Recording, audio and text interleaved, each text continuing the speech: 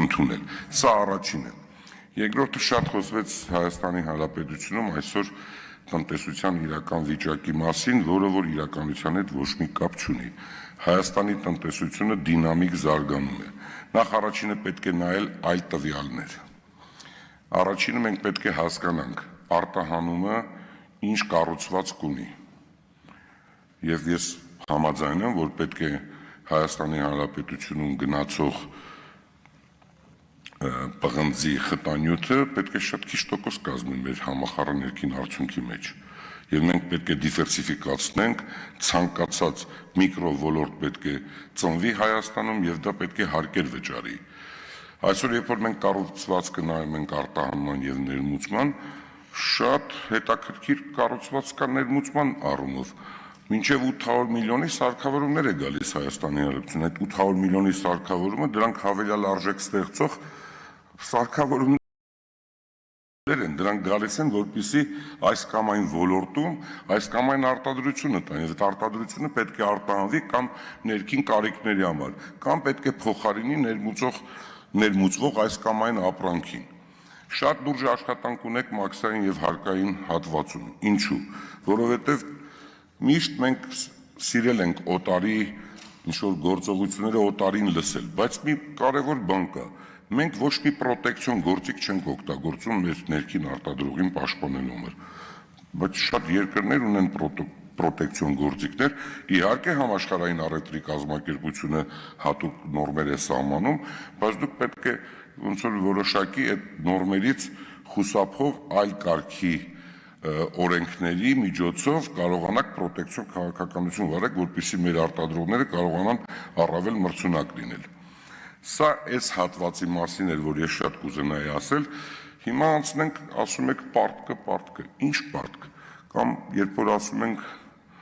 գիտեք ինչ, հիմա ինչա լինելու Հայաստանում, տնտեսությունը փլուզվում է, այսօր արդեն 2.5 ամիս է Հայաստանի Հանրապետության կենտրոնական բանկը միջամտում է, արտարժութ է ձեռք բերում, որպեսզի դրա առավել չկայունանա եւ արտահանումը չկանգնի։ Դուք ինքներդ կարող եք արտաքին պաուսները նայել, որը 3 միլիարդ անցել է, արդեն 3 միլիարդ 100 միլիոնն է անցել, այդ ինչի հաշվին է անցել։ Երբ որ միջամտում է, շատ արտարժութ է, շատ դոլար է գալիս Հայաստանի Հանրապետություն եւ այդ դոլարը պարտադիր պետք է գնեն, որպեսզի դրա առավել չկայունանա եւ մեր արտահանումը չկանգնի եւ դուք չտուժվեք որպես արտահանող ձեռնարկություն։ Հիմա կուզենամ ձեռնարկությունից երկու փաստ ասել։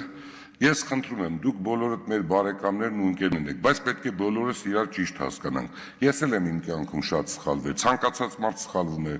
ցանկացած մարդ կարող է իր գործունեության ընթացքում սխալներ անի։ Երբ որ սեփականաշնորհվել է պղնձամոլիբդենական գործանը, ես չգիտեմ ովքեր են եղել այդ խորհուրդ տվողները։ Ինձ մոտ գրված է, միջև անգամ հոդվածները կան, ես նոր դա էի ուսումնասիրում։ Սեփականաշնորհման արդյունքում այդ պայմանությունը, որ ձեռք է բերվել, 2 տարվա ընթացքում պետք է գումարը վճարեին։ 2 տարվա ընթացքում պետք է վճարեր առաջի տարին 45 միլիոն, հետո 87 միլիոն, ինչ-որ 132 միլիոնի մասին է խոսքը։ Ձեռք է բերել 60%-ը օտար քաղաքացի, որը ինստիտուցիոնալ ոչ մի նմանատիպ գործարանի հետ կապ չի ունեցել մինչև ձեռքբերումը։ Դրանից հետո Հայաստանի Հանրապետությունն է կառավարումը իրականացրել, մենեջմենտը,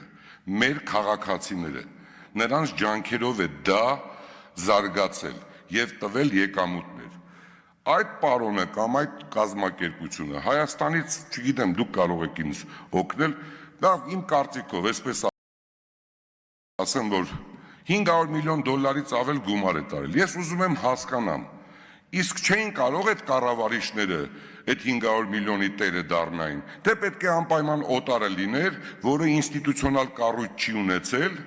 ոչ մի ինստիտուցիոնալ կառույց, կառավարում է եղել է հայկական կառավարիչների ձեռքում եւ 500 միլիոնը Հայաստանից 10 տարուց ավել կամ 600 միլիոն դուրս է եկել, ինչու համար։ Ես այսօր գիտեմ դրանից հետո ոնց են, ինչպես է երրորդ նախագահի փեսան հարցակումներ գործել, մասնաբաժին փոխել։ Ես դրա վրա ուշադրություն չեմ դարձնում, որտեղ Հայաստանում բլոյից գնում է գլոյին, գլոյից գնում է, բայց այլ երկիր գնալը ու անհասկանալի ձևով պնդելը, որ պետք է այսինչ մարդը լինի 60%-ի տերը, ես չեմ ընդունում։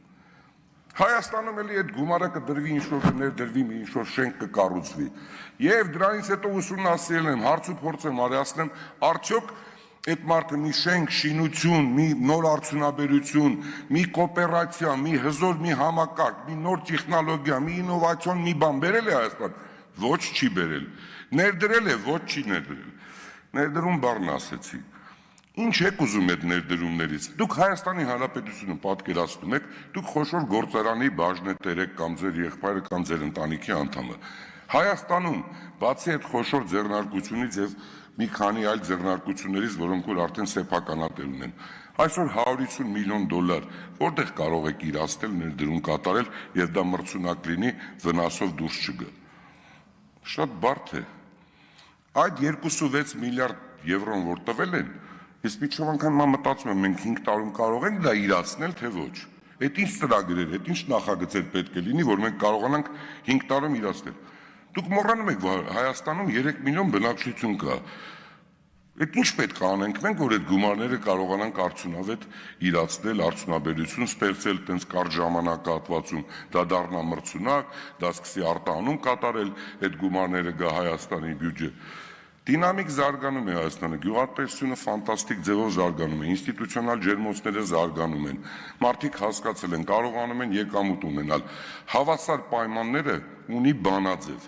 եթե հավասար պայմաններ են, զոռբայություն չկա, անօրինականություն չկա, ուզեք, չուզեք զարգանալու է, մարդիկ գալու են ներդրում են իրականացնելու։ Իհարկե մեզ մոտ կրթական համակարգը շատ վատ վիճակում է, մենք պետք է բարեփոխումներ իրականացնենք խորքային, որովհետև այն մասնագիտությունները, որոնք որ Հայաստանին պետք են, միջև անգամ դրա մասին տեղյակ չեն, ինչի կարիք կա։ Հետո շատ արագ է փոխվում ամեն ինչ։ Այսօր օրինակ նոր գործիքներ ի հայտ գալիս, COVID-ից հետո շատ երկրներում անկումներ ա եղել, այդ երկրներից շատ գրասենյակներ տեղափոխվում են Հայաստան։ Դուք ինքներդ գիտեք, որ արդեն Հայաստանում 170 լոգիստիկ կազմակերպություն ա գործում, որոնք աշխատում են օտար երկրում լոգիստիկ տեղափոխությունների համար եւ մոտավորապես հիմա վերջացնում եմ, եթե ժամանակը լրացել է, շնորհակալություն։ Հիմա եւ մեծ միջև անգամ 1000-1500 դոլարին համարժեք դրամի աշխատավարձ են ստանում։ Եվ էլ չասեմ սուպորտ տվող ընկերությունները, որոնք որ արդեն հավաքում են տարբեր լեզու ունեցողներ, որոնք 300-400 հազար դրամ են ստանում։ Կներեք, ուղղակի ժամանակը տենց, շնորհակալություն։